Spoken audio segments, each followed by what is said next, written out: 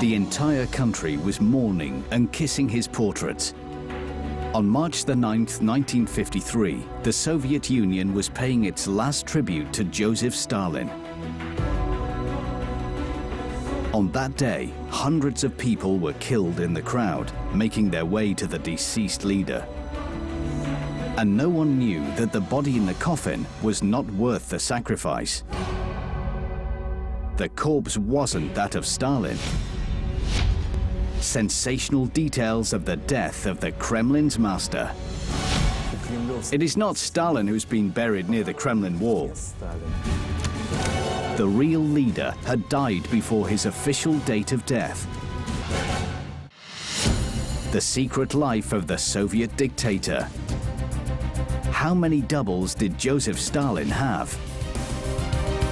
It seemed that Stalin visited different occasions with different ears. Who had prepared them and why? And what fate awaited the directors of this performance? People who were directly related to Stalin's doubles were shot. We will conduct our own investigation and find unique evidence. We will analyze the newsreels from those times. With the help of experts, we will determine how to distinguish the fake leader from the real one.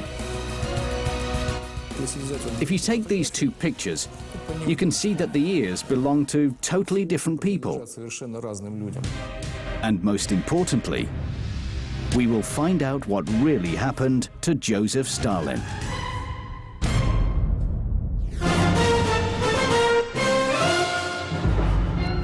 December 31st, 1939. The Kremlin guards didn't like New Year celebrations because of the crowds that gathered outside the door.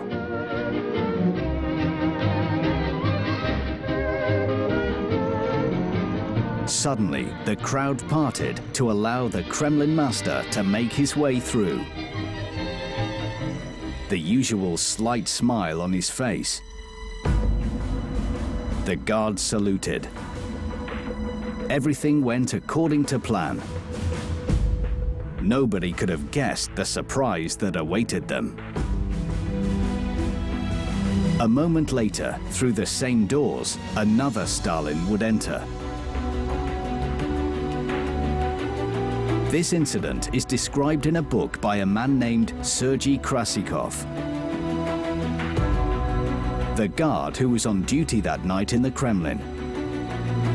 But what was it? A ghost or a hoax?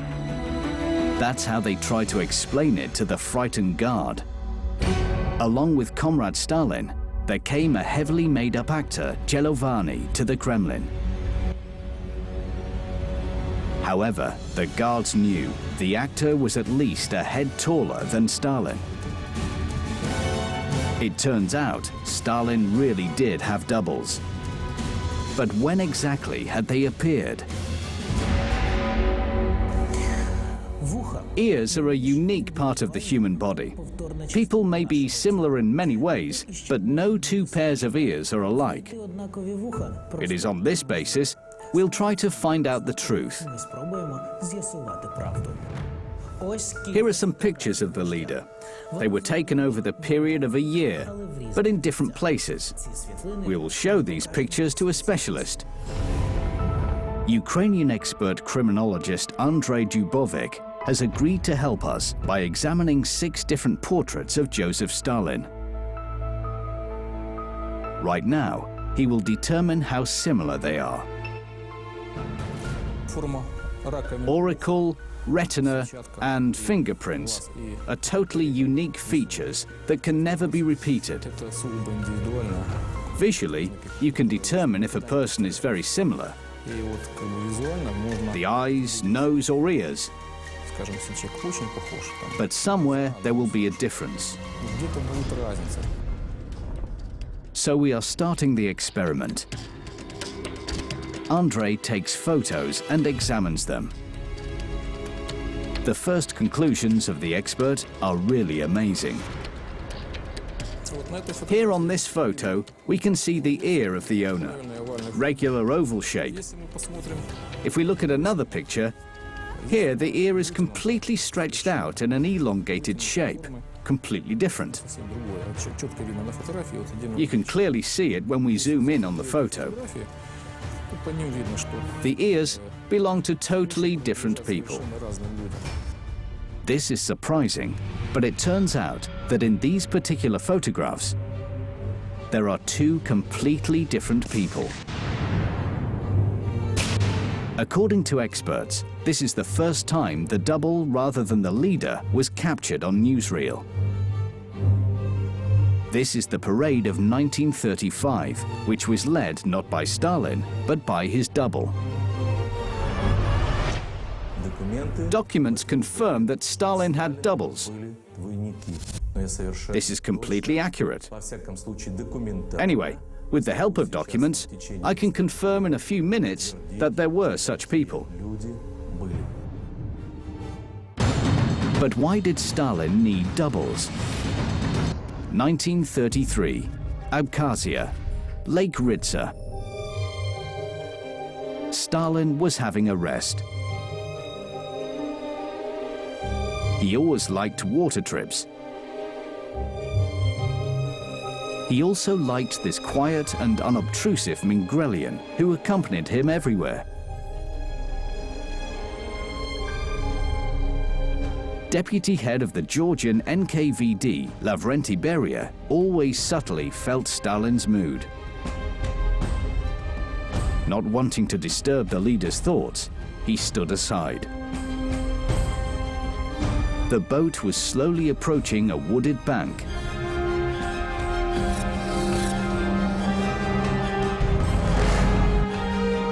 But suddenly, something unbelievable happened.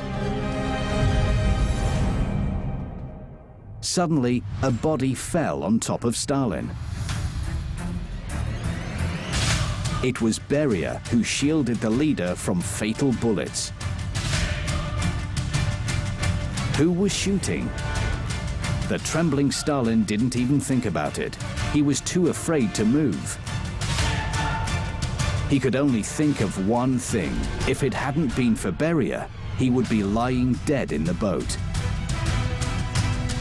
But Stalin didn't realize that Beria himself had organized the attempted murder. It was just a show for one spectator, but with very clear goals. So with this attempted murder, Beria killed two birds with one stone.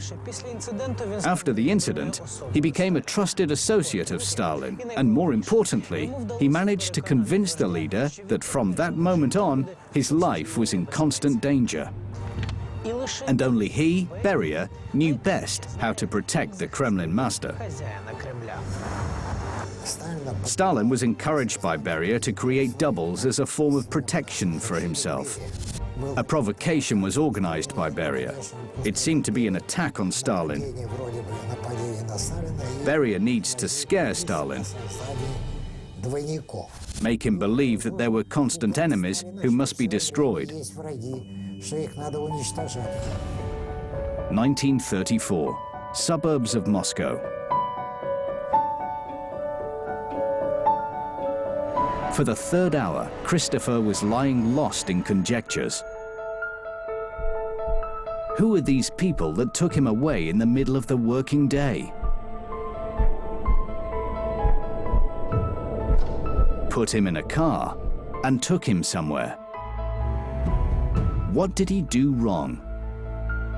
What did they want from him?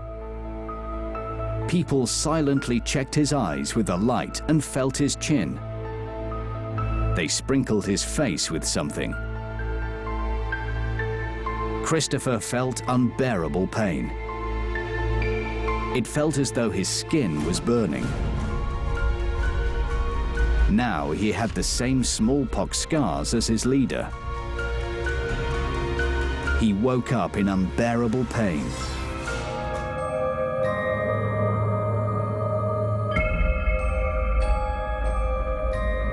His face was burning. What did they do to him? He was even more shocked when he looked in the mirror. Looking back at him, was Joseph Stalin.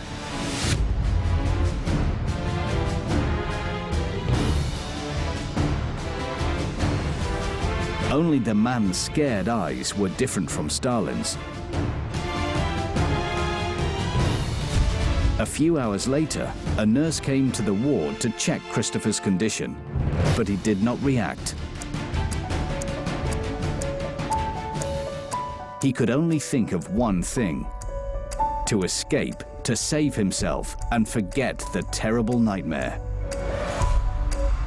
Suddenly, it dawned upon him.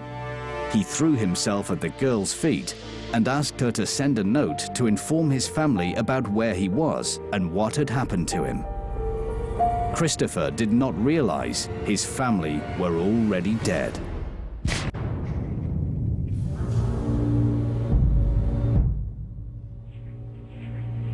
And no one could help him.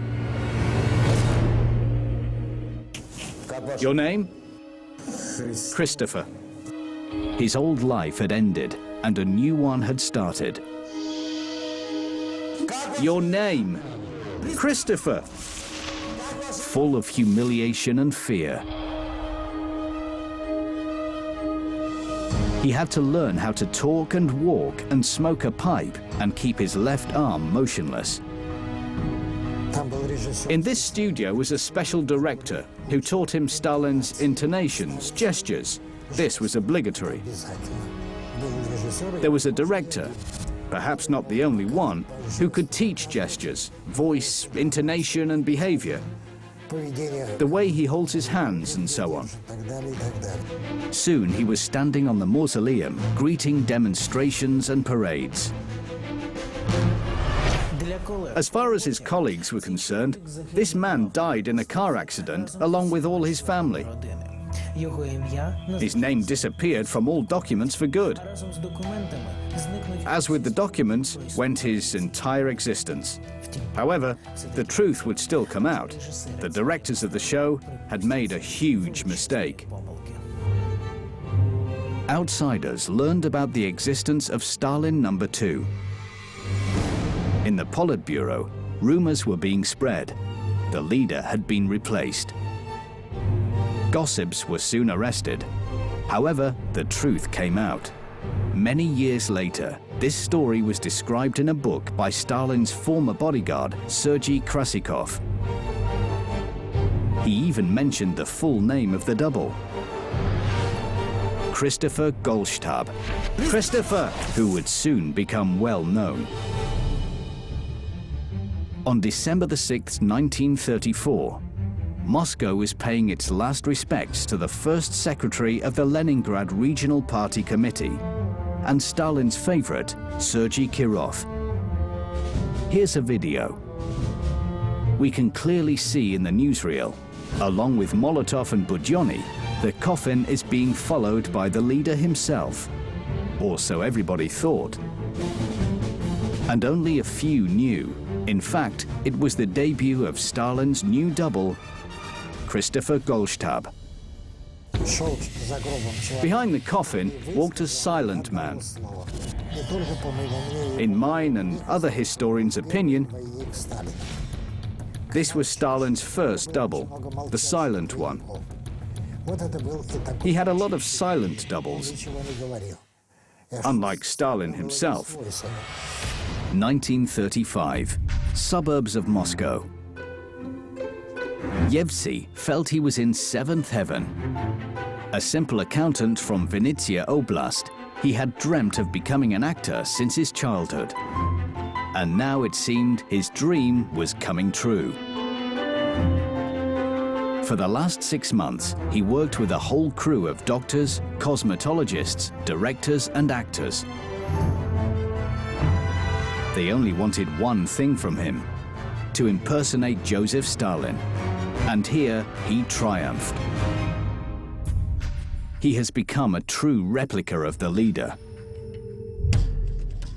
The door opened. The main performer had arrived. A short man in a pince nez.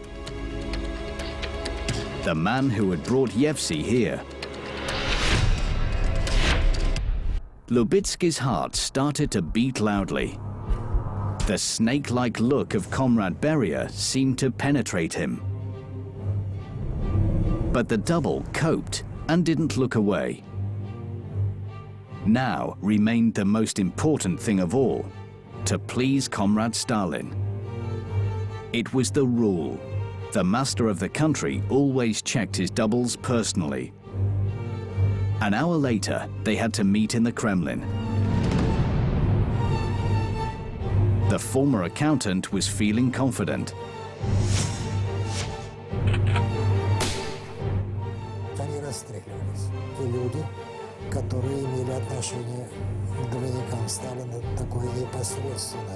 People who were directly related to Stalin's doubles were shot so as not to leave any trace.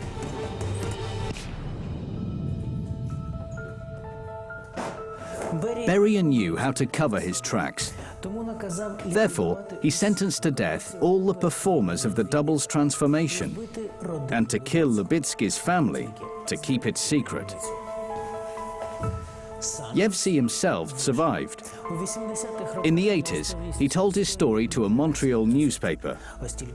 But to survive, he needed a miracle.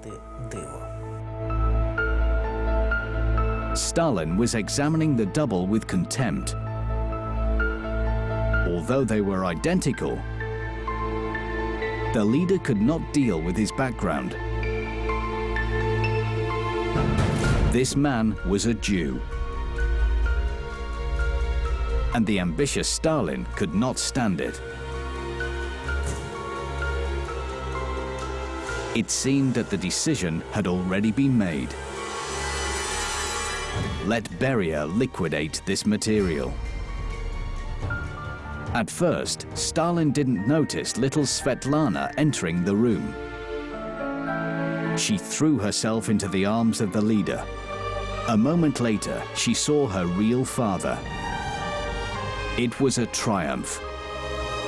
And Yevsey realized he had been approved and would therefore live. He interviewed some of the doubles. He had the power to say yes or no. And he loved his Lubitsky. He was a gentle, quiet man. Stalin was right. Lubitsky was a really talented actor. While Golshtab stood in the distance on the mausoleum, Lubitsky met with ambassadors and even members of the Kremlin. It entertained Stalin. He even watched these meetings through a special lens. Most of all, he enjoyed it when his subordinates abased themselves in front of his double. It made him feel euphoric. However, this was merely entertainment.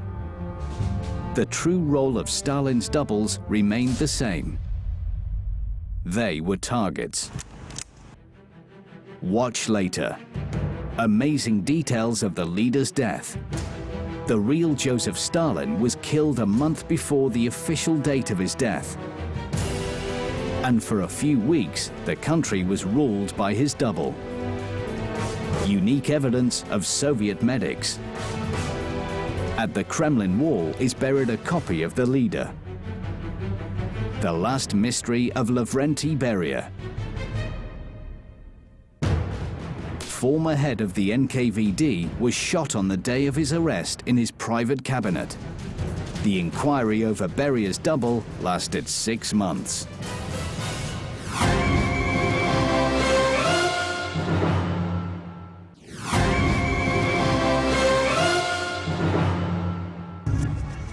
November the 6th, 1942.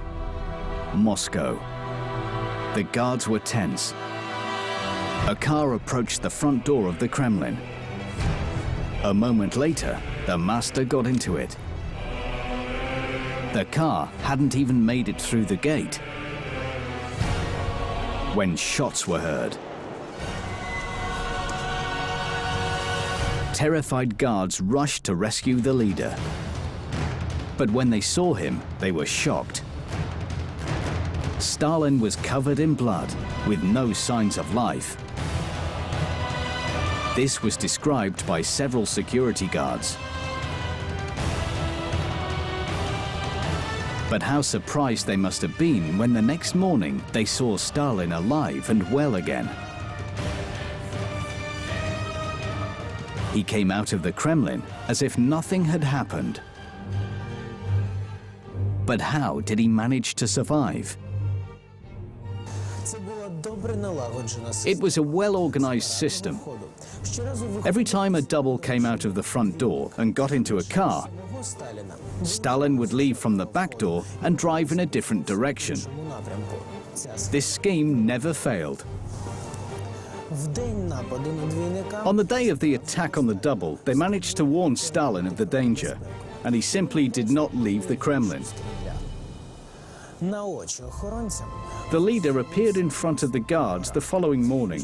In order to explain his remarkable recovery, he ordered a statement claiming no one died in the attack.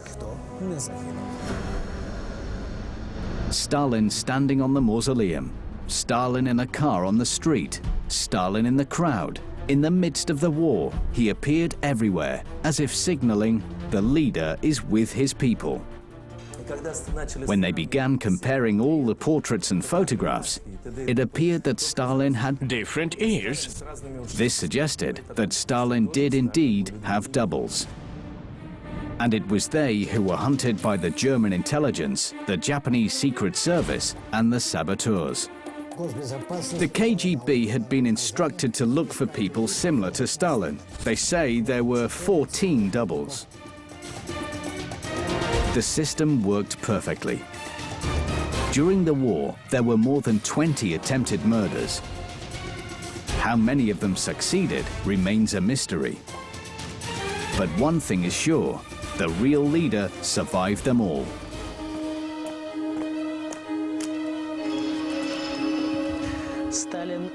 Stalin appreciated Beria's idea. The doubles were being looked for throughout the entire country, in factories and villages, but mostly on the front line. Relatives were sent a killed in battle notice. They were none the wiser and had no idea that their relative had begun a completely new and different life. Each of them had to learn how to move, behave, or even talk like Stalin.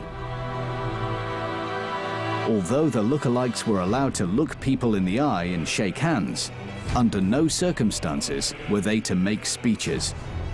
And the doubles performed their roles perfectly. They were masters at parades and dinners. And they would even sit in at meetings of the Politburo when Stalin was ill. The quote from the history of Stalin's illness, 1947, quote, "The beginning, March 26, Joseph Stalin has got diarrhea. By the evening, he felt feverish.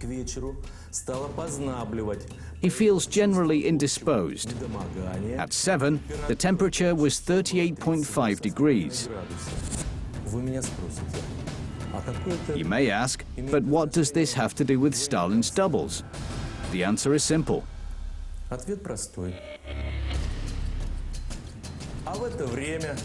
Meanwhile, according to all the world newspapers, Stalin welcomes delegations, sits at the largest meetings. Beria, Malenkov, Voroshilov are sitting on the panel in the foreground. But for some reason, he is behind. Because it is a double, and he isn't allowed to listen to what the first people in the country say. However, there were some incidents. It was at the time of Stalin's illness when a delegation from the United States arrived in Moscow. It was too late to cancel it. If the leader hadn't shown up, it would have been disrespectful to the foreign guests. But Stalin, who at that time was lying in bed with high fever, could not come. The leader was promised that it would be merely a ceremonial meeting. And Stalin decided to take a risk and send his double. Stalin had said things that the Americans simply had to publish and say that it was not clear how to explain this to the people. Our side had no choice but to publish their own version of this meeting and say that the Americans didn't understand it correctly. Stalin was speaking in Russian, so they couldn't understand and translate everything. It was a double. No matter how hard this double tried, he said something wrong. But even after that incident, the leader had retained the services of his doubles. They were a perfect weapon that saved him from death and were helpful during any illness. But there was one thing Stalin had overlooked. Very soon, this weapon would shoot back at him, and the trigger would be pulled by a man who once had raised the cock. March 1st, 1953. Suburbs of Moscow. That night, there were guests at the dacha. The leader's closest and most trusted circle. Beria, Malenkov, Bulganin, and Khrushchev.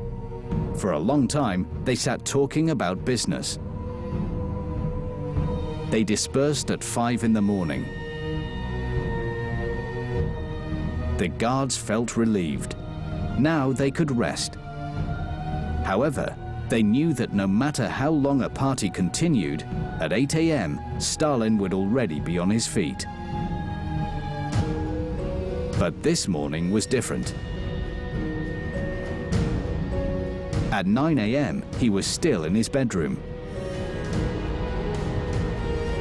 Maybe Stalin had decided to have a lie-in.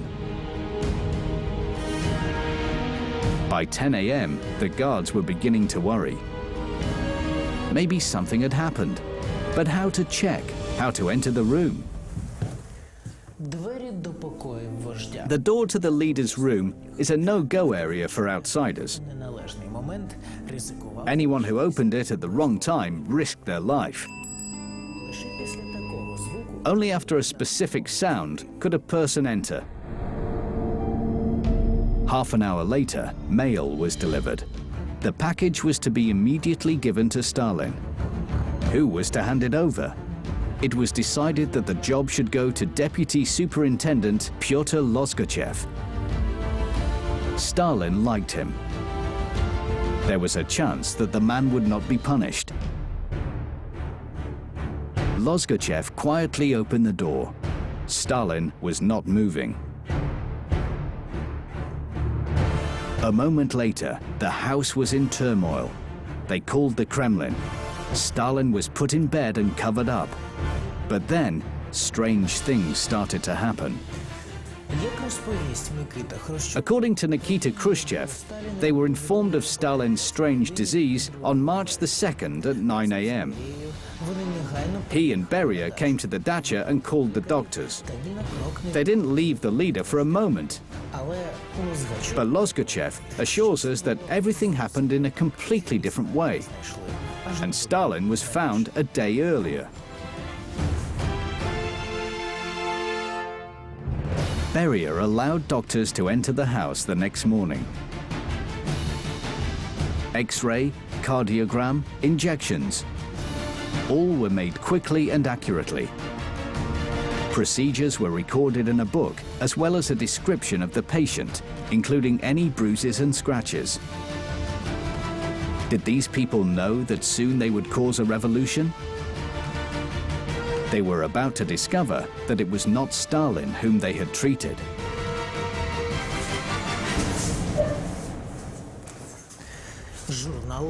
Record book of Stalin's doctors. For many years, this document was kept in the archives as classified information. But now it became available and totally changed the idea of the last days of Stalin. Medics recorded everything, even the appearance of their patient. And it turns out that this patient was not Stalin, but his double. The true leader of the Soviet Union had many physical defects. The second and third toes on his left foot were fused at birth. Leg muscles were of different thicknesses. His left hand was paralyzed, which is why he always kept it bent or hidden behind his back. But they found no such defects on the patient who died in the dacha. It's incredible, but according to the records, the patient had a completely normal body structure.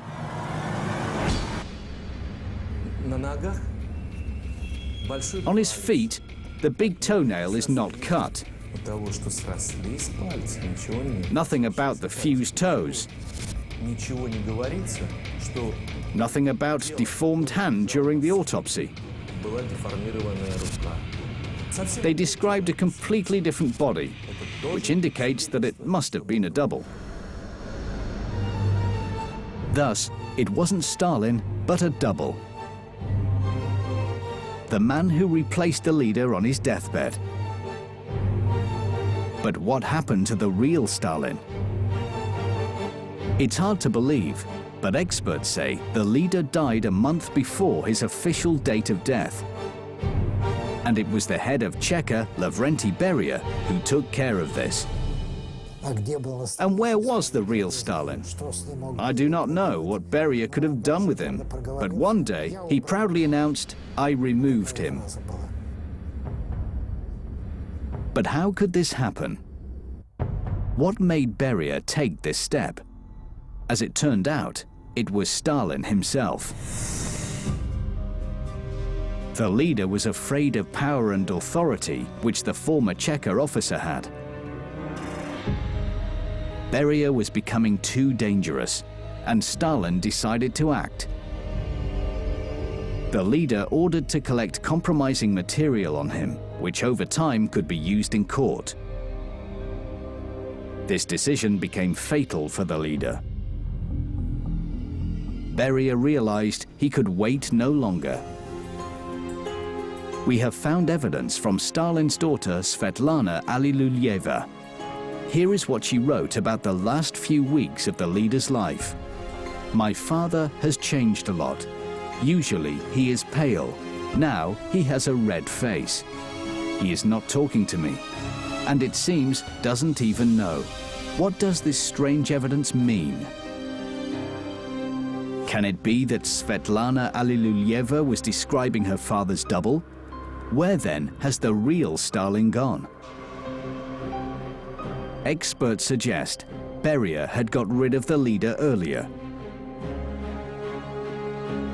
and replaced the dead Stalin with a fake. It was a triumph. Now the double was Beria's puppet, and he could not stop him on his way to limitless power. But Beria overlooked one thing. Stalin's closest circle, Khrushchev and Malenkov, had already prepared a plan to assassinate the leader. They didn't know about the substitution. Therefore, Beria was accused of being an accomplice or an enemy. Beria could not risk his life when his dream was so close. And the former head of the Cheka could do nothing but kill Stalin for the second time. On March the 5th, 1953, in Moscow, an important event took place. Joint meeting of the Politburo, the government of the Soviet Union, and the Supreme Soviet. By a unanimous vote, Comrade Beria was given full power. The other members of the four hadn't been forgotten. All of them got key positions. Exactly 1 hour after the meeting, the death of Joseph Stalin was announced. Beria was jubilant. His plan had worked. He managed to fool everyone, including Stalin and his former associates. The way to the throne was free. But one thing he didn't realize: not everyone would accept his plans. Former friends did not want to obey Beria. They knew that after his rise to power, things would be even worse than under Stalin's reign, and they already knew what to do. To use the same simple and reliable method: the doubles. The gun that had killed Stalin now had to be used against Beria.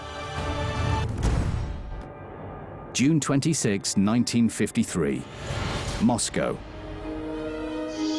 He was sitting in his cabinet, carefully looking at some papers.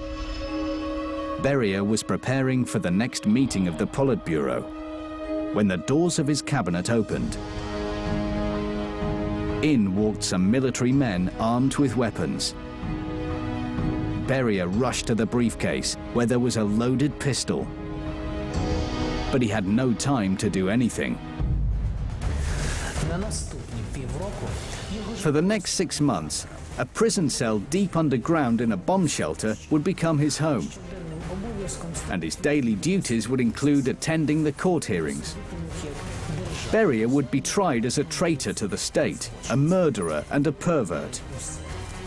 They would remember everything, mass executions and child rape. In 1953, the entire country would learn of his crimes. However, they weren't allowed to see the criminal.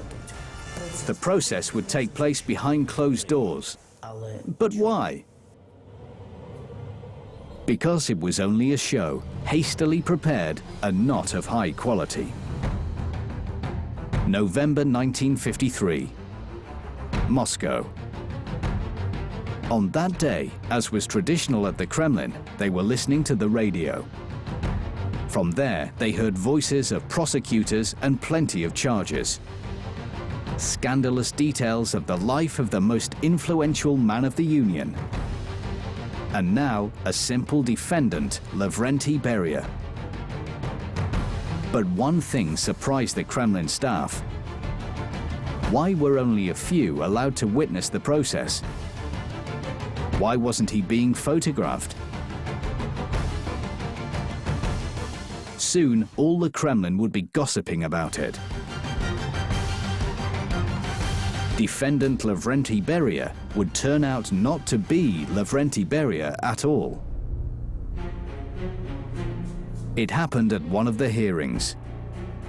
On that day, they decided to question the witness, a man whose wife Beria had raped and murdered. The witness was a Mingrelian, that is, he belonged to the same nation as Beria. In anger, he suddenly spoke to the prisoner in his native language. He asked in Mingrelian if the murderer liked feeling powerless. But Beria did not understand a word and remained silent. Has Lavrenti Beria forgotten his native language? Or was that not him behind the prisoner's box? The latter could explain a lot. Why the process was closed and why photographers were not allowed in. A double prepared in haste could easily be exposed, but the organizers of this show couldn't afford for it to fail. Beria did not know that while he was making plans to become leader of the country, Malenkov and Khrushchev were already preparing a double who was to replace the original at a fake hearing. Because no one was going to judge real Beria, they dealt with him as fast as with Stalin. The murder of Beria was organized like this. The Presidium of the CC was informed that there was data incriminating Beria in the organization of armed conspiracy, armed seizure. They would therefore invite Beria to the Presidium and ask him what was going on. But what if Beria refused to come to the Presidium? Khrushchev offers to send 2 generals to bring Beria to the Presidium. When the generals returned, they said that Beria had resisted and had therefore been killed. They lied and declared that Beria had been arrested and that an investigation was underway, but Beria had been killed. Exactly 6 months later, in the chambers of the Lubyanka, his double was shot. With the official death of Beria began the era of the new masters of the Kremlin. Khrushchev, Brezhnev and Andropov. Who was pounding his desk with a shoe at the UN meeting, threatening the Americans with Kuzkina Mother? Khrushchev or his badly trained double? How had Brezhnev survived 9 attempted murders? Or could it have been the service of the doubles? Who has been appearing before us on TV, welcoming parades and ruling the state? Today, no one can be sure. The documents of that era are still kept in the archives as top secret. And along with them, the sensational facts about our modern history.